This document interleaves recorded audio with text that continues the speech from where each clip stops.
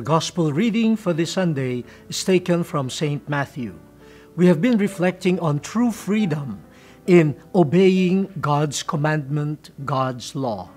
As I said at the beginning of this reflection, many times we make freedom and obedience to God's law fight each other. It's either one or the other. It's either more of one and less of the other.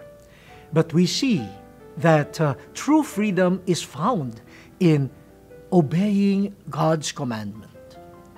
In the first reading from the book of Sirach, we are affirmed in our God-given freedom, the capacity to choose. But Sirach reminds us that this gift called freedom should be used to choose life, to choose harmony with God's will. For God does not command anything that is evil or will destroy the human person. So, by obeying God, we are making use of our freedom in the right way, and it will redound to our good. Someone who uses freedom or his or her freedom to obey God is really choosing life for oneself. In the second reading, St. Paul tells the Corinthians that there is a use of freedom called the wisdom of this world that is so enticing that many people choose to use their freedom that way. But this particular exercise of freedom leads to destruction. But thanks to the Holy Spirit poured into our hearts, human freedom can now be scrutinized, and we are able to discern what is in accordance with God's will.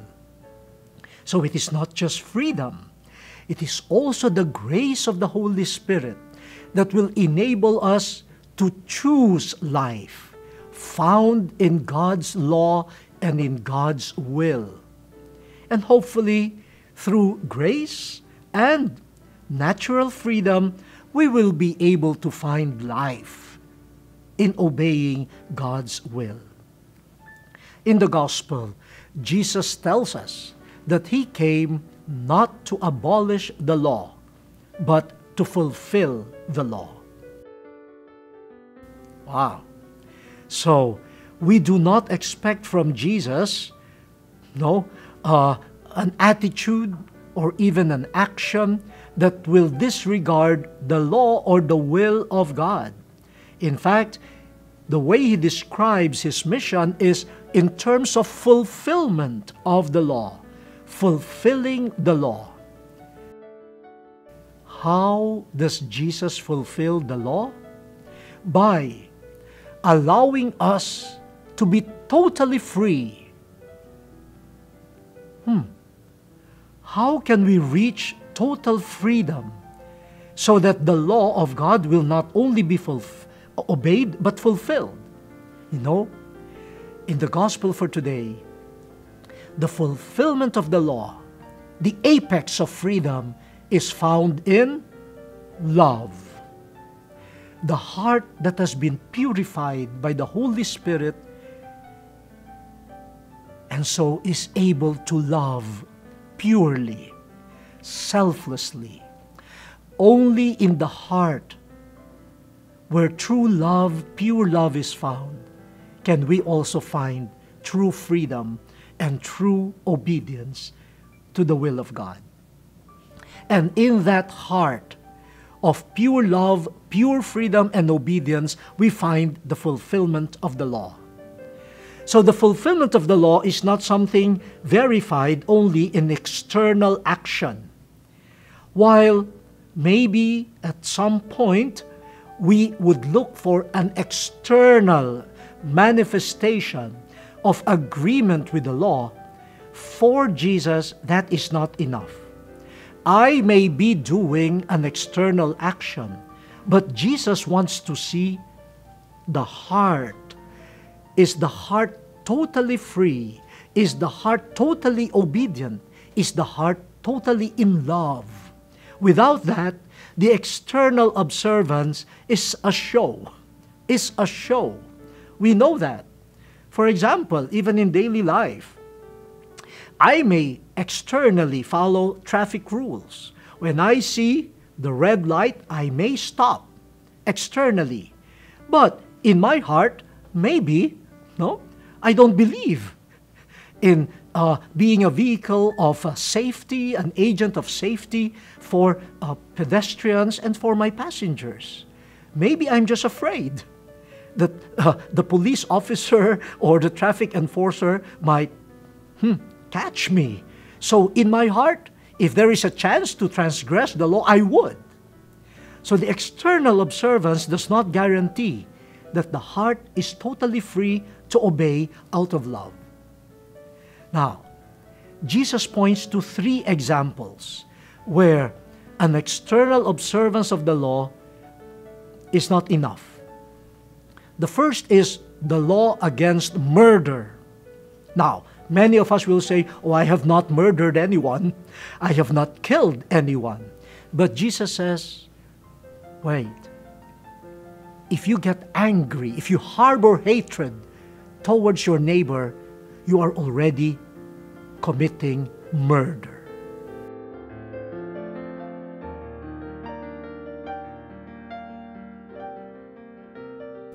So, the absence of an external act of killing is not yet a fulfillment of the law. What is happening in your heart? Remember, the external act of killing begins with enslavement to anger, to hatred, being unfree to love. And so that will lead to a desire to inflict harm on someone. So murder begins in an unfree heart that will probably not listen to the Holy Spirit and will just give vent to one's anger. The second is chastity, not committing adultery. Okay, many people will say, "Oh, I have been faithful to my wife, I've been faithful to my husband, I have not engaged in any external affairs." But Jesus is saying, wait a minute, what's happening in your heart? If a man looks lustfully at a woman, then adultery has already begun in one's heart.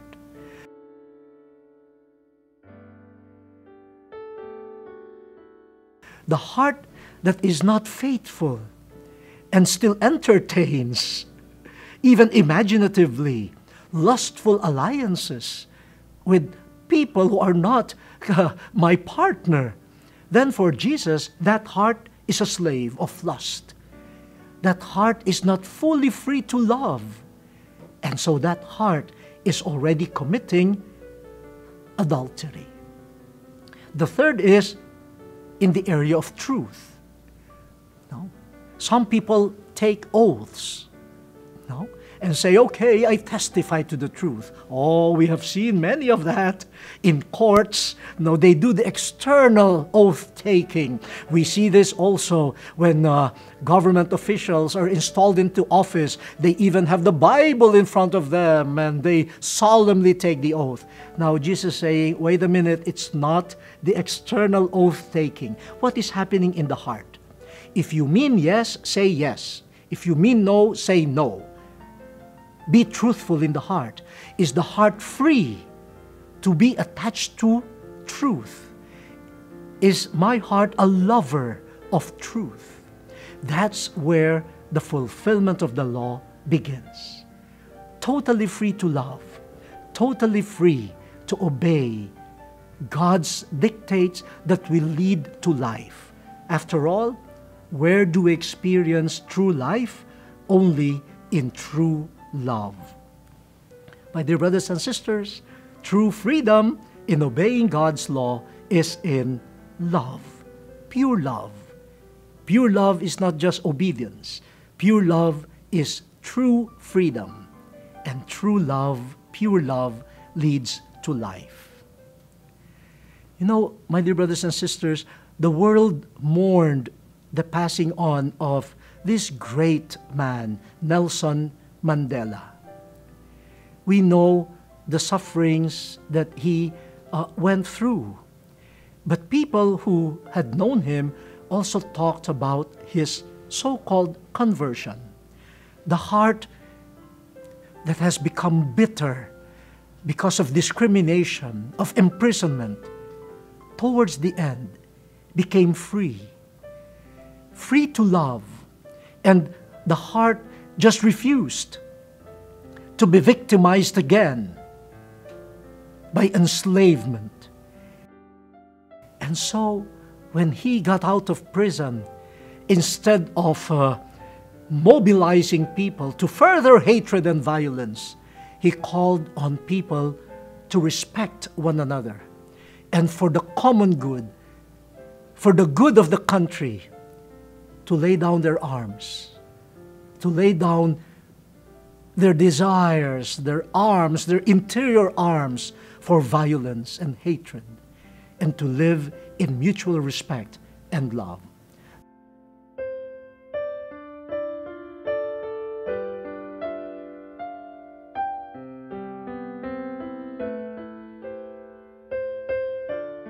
That is difficult.